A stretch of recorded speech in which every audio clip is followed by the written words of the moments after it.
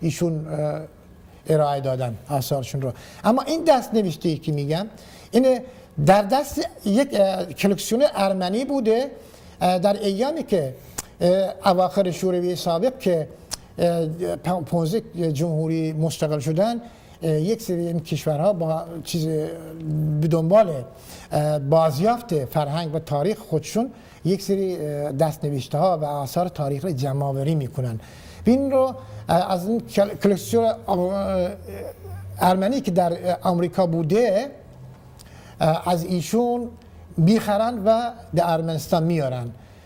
این نسخه طی یک روابط دیپلماتیکی که بین ترکمنستان و ارمنستان ایجاد شده بود، یکی از جنبه‌های مختلف چیزش روابطش مربوط به روابط فرهنگی بوده که در آن دوره هیئتی از جانب آکادمی علوم ترکمنستان به ایروان رفتن و در آنجا تحقیقاتی در زمینه حضور ترکمنان قاراقویلو و آققویلو در ارمنستان تحقیقاتی کرد و دست‌نوشته جهانشاه را از همونجا میکروفیلم هاش رو به ترکمنستان آورده بودن و از همان میکروفیلم یک نسخه از کتاب جهانشاه با حروف کیریلیک ترکمنی در ترکمنستان به تیراژ 500 تا چاپ شد و این کتاب که تا به امروز 500 سال از روی دست نوشته این کتاب گذشته، 500 سال از دست نوشتن این کتاب گذشته تا به امروز این چاپ نشده و برای اولین بار در ایران ما قادر به چاپ انتشار این کتاب شدیم. این ادبیاتی است که هر چقدر در مورد آن پیرامون آن صحبت بشه باز کم است.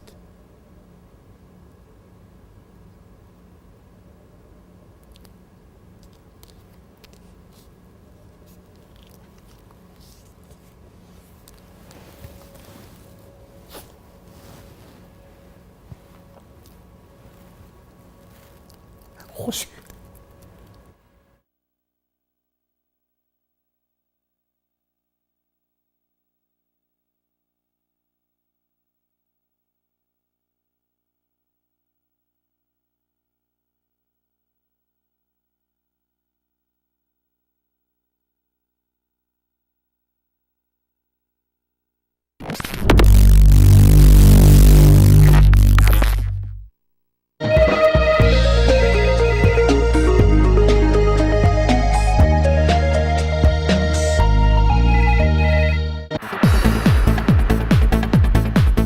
سلام. بهره‌ها در پایین ترین نرخ خودش در تاریخ کانادا قرار داره و خرید خونه بسیار بسیار آسان شد.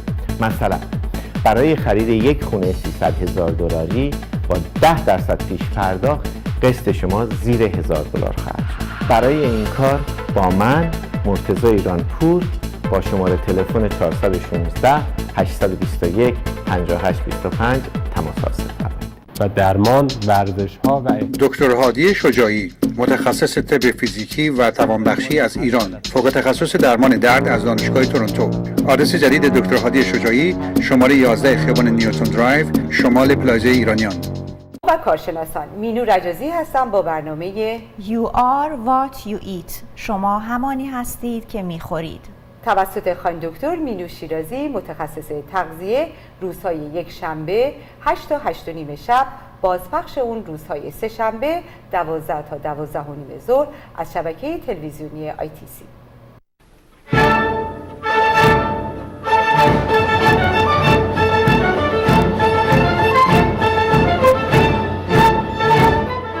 آریا انترتینمنت با افتخار تقدیم می کند 16مین بازار نوروزی آریا در تورنتو کانادا. بار دیگر با شما همراه با جشن سرور به پیشواز نوروز این یادگار پاک نیاکان ایران زمین می رویم.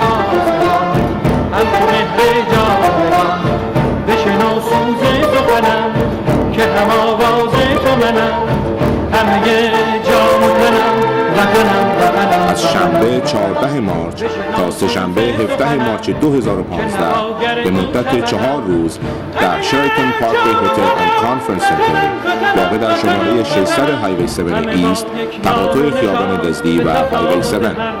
برای آگاهی بیشتر با شماره تلفن‌های 416 575 77 و یا 416 893 15 تماس حاصل فرمایید. هر روزتان نوروز، نوروزتان پیروز.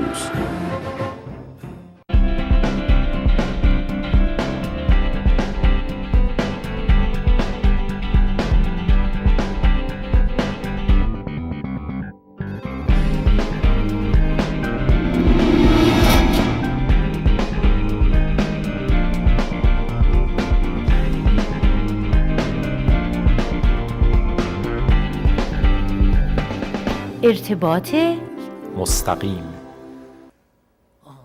بله بینندگان گرامی، در خدمت آقای دکتر خانگلدی اونق هستیم، یکی از هموطنان ترکمن ما که تحقیقاتشون رو به صورت کتاب منتشر کردن. تز دکتراشون در مورد چی بود؟ تز دکترای من در مورد تاریخ فرهنگ ترکمنان ایران از قرن 19 تا 20. 19 تا 20. آره. خب درش چه هایلایتی هست؟ بیشتر این در مورد فرهنگ امروزی ترکمنان است که مثلا در قرن 19 این الان چیه که داره نشون میده؟ این مدرک دکترای من که از مسکو صادر شده. بله. این به زبان روسیه اینجا. شما روسی هم بلدی، ترکمنی هم؟ آره دیگه، این روسی و ترکمنی اون موقع مرسوم بوده. ما ابتدا کار علمیمون رو به روسی شروع کردیم، اما مقارن شده بود با استقلال جمهوری های شوروی سابق و شوروی سابق از بین رفت و بعد هر کدوم از جمهوری ها مستقل شدن و زبان رسمی ملی خودشون رو به عنوان زبان رسمی الان روسی به عنوان زبان دوم میشه. زبان دوم تقریبا آره دیگه، زبان دوم حساب میشه. قبلا مثلا روسی زبان اول محسوب میشد. بله دیگه، زبان ملی بود. الان زبان ملی هر کی هر منطقه مال آره، هر جمهوری برای خودشون با همون زبان ملی خودشون که گرامری شده در مدت 70 سالی که شوروی در چیز بوده. آکادمی علوم شوروی کلا یک دمدستگاه علمی بسیار بالاییه. این قبلا هم در دوره شوروی هم مستقل بوده، در واقع از نظر علمی مستقل بود، به حکومت وابسته نبوده و بیشتر در جهت حقایق واقعیت ها گام برمی داشتن و هر کدوم از جمهوری های دیگر شعبه هایی داشت که وابسته به آکادمی مرکزی بود. در دوره نیازوف سعی کرد این رو ملی سازی کنه، از اون سیستم قبلیش در بیاره، ولی موفق نشد، چون زیربنای آکادمی علوم جمهوری های شوروی سابق در واقع یه استحکام خاص خودش رو داره که نمیشه مثلا این رو در سیستمش تغییراتی ایجاد کرد.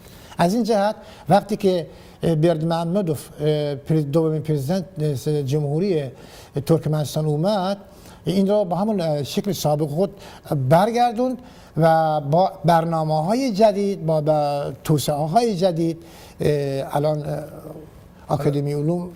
آقای اونق، شما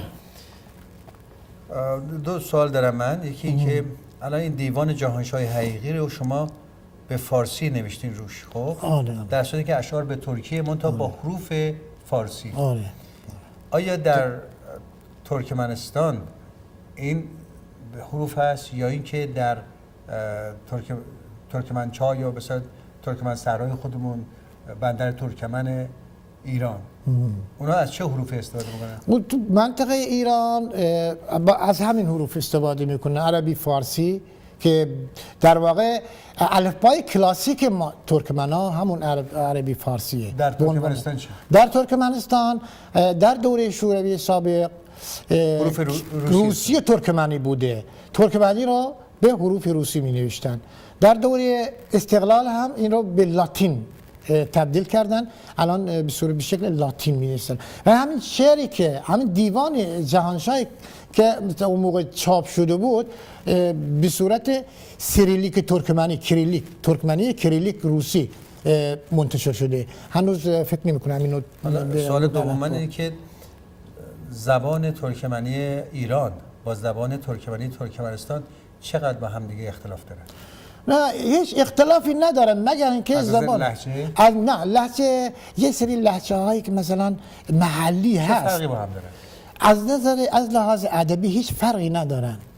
خب اما شما میتونید یک فرقی را قائل بشید، اون هم در دوره هیچ پروسه 60-70 ساله این در ترکمنستان به صورت گراماتیزی شده. آها. دستور بره خودش چیز کرد، دستور خاص پیروی خاص گرامر رو آره بهش چیز کردن، ساختن. اما در آذربایجان هم همین مسئله هست.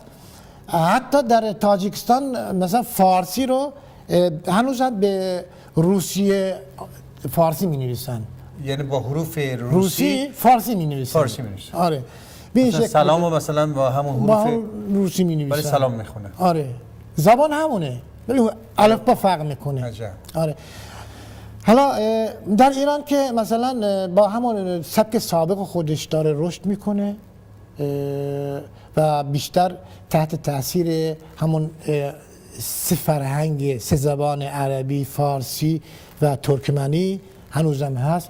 البته در پروسه های بعدی ادبی در بین ترکمنان ایران یا ترکمنان اون طرف، مثلا از دوره مختومولی به اینور یه سبک خاص خودش رو پیدا کرده. در واقع از اون سبک قبلی که به صورت پراکنده شده بود در اقصا نقاط جهان، در واقع با حتی با ترکیه جغتایی هم چیز شده بود، این رو به صورت امروزی در میاره. در دوره مختومولی این رو با اشعاری که سروده در واقع همدرجه با فردوسی، در واقع همون کاری که فردوسی مثلا در زبان فارسی کرده، مختومولی هم در زبان ترکمنی این کار کرده. دیروز بود یا پیروز بود راجع به اعتراض عده‌ای از هموطنان آذری ما بود به آقای روحانی که وعده داده بودی زبان ترکی نوشته و خونده بشه و به اصطلاح تدریس بشه، در اون زبان مثلا مطالعه بشه، هنوز برقرار نشده. این مشکل رو ترکمنان هم دارن، درسته؟ آره دقیقاً. آخه زبان ملت ایران که تنها فارسی نیست که، نه. خیلی از مراجع ما به ترکی نوشته شده، به ترکمنی نوشته. همین کتاب مثلا به ترکی نوشته شده. چون اگه همین مال زبان فارسی هم چه بساط نوشته نمیشد و خونده نمیشد، تا به این اندازه غنی و کامل به دست ما نمیرسید. گرچه بسیاری از اون کتاب ها توسط عرب ها سوزونده شد، ولی اینجا هم همینطور مازندرانی، ترکی و ترکمنی و زبان های مختلف، کردی، لری، اینا همینو باید نوشته بشن، خونده بشه، چون اینا حفظ میراث فرهنگیه یه ملت چند فرهنگی ایران. آره. کشوریه. به هر حال ما به پایان برنامه‌مون رسیدیم. اونر جان فرصت نشد که ما از هنر شما استفاده کنیم. آکاردون بسیار زیبایی میزنه، میدونین که ترک‌ها و ترکمن‌ها چقدر زیبا آکاردون یا گارمان میزنن. گارمان میگی شما؟ نه گارمان یه نوع دیگه کوچیک‌تره مثلا. یه چیز خاص خودش داره. گارمان چالان. حالا در برنامه‌های عید که دیگه 8 روز بیشتر نمونده. آره در خدمت شما خواهیم بود. باز هم این که آقای زریمر مدیر تلویزیون ITC از جمله دوستان خیلی نزدیک ما هستن و برنامه هاشون هم خیلی مردمی نسبت به خیلی از تلویزیون ها که دارای خط روش های مختلف هستن فرق میکنه. اینجا دموکراسی کاملا هست و یه تلویزیونی که ما مورد علاقه ما هست، تلویزیون ملی مردمی و دوست داریم که فرهنگ ایرانی در همه. مخصوصا یه پیشنهادی هم من میخوام به آقای زریمهر بدم که یه بخشی هم باز کنم برای سایر فرهنگ های ملی در ایران که رنگارنگی را اگر بتونن اینجا هم نشون بدن این دیگه یه ما رکورد داشتیم خاصی. چیزی، ما زبان آذری داشتیم، حالا زبان‌های مختلف هم میتونن باشن، در خدمتشون هستیم. به حال اون کتاب دیوان ما موجود. آره من همچنین امروز من به خدمت مدیر محترم زرین دوست عزیزم زرین میر این کتاب را تقدیم میکنم دست شما در نکنه. مورد توحس و فضیلت ایشان واقع بشه و مورد قبولش واقع بشه. من نوشتم که نوشته این تقدیم دوست عزیزم آقای زرین میر مدیر تلویزیون ITC و مجله شهر ما. سپاسگزارم، این هدیه با ارزشی است. به هر حال خسته نباشید، همچنین تحقیقاتتون رو ادامه بدید که اینا بخشی از فرهنگ زنده ماست و به زبان‌های مختلف در این قوم چند فرهنگی باید ارزش چنین کارهایی که شما انجام میدید دونست. ان شاءالله که بیشتر و بیشتر بشه. سپاسگزارم از شما. زنده باشین. قربان شما. بینندگان گرامی، ما برنامه میلاد آقای میلاد حقانی رو داریم که در باره قانون و قوانین مقررات کانادا صحبت میکنن. خدا نگهدار.